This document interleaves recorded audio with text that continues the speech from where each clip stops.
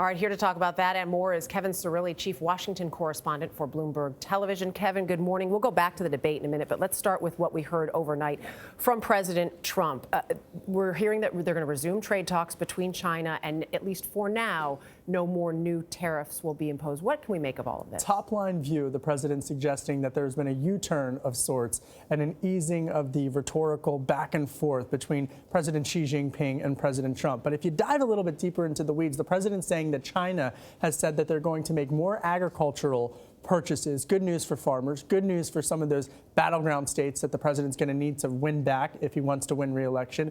But he also said that the U.S. has agreed to ease some of the restrictions against Chinese telecommunications firm Huawei.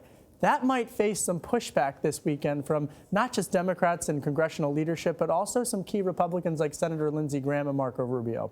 Another key moment in the G20 summit came with the moment between President Putin and President Trump, when President Trump told him, don't meddle in our elections. But, I mean, what kind of pushback is he going to get? Well, he's already getting that pushback. Senate Minority Leader Chuck Schumer, the Democrat from New York, putting out a statement saying that this is evidence for why he believes the president isn't taking seriously enough the threat of cybersecurity issues pertaining to democratic elections. That said, the president and his supporters are saying, well, look, he did it on camera. He just pointed directly to Vladimir Putin and said that. But a lot of body language to be read into it. Right? Said it facetiously. And facing that criticism, and we've seen that just within the last day. All right, let's talk about that debate now and the dispute now between Kamala Harris and Joe Biden. Joe Biden clearly was in damage control yesterday. How is that working out for him right now? He is trying to get back on offense. He is trying to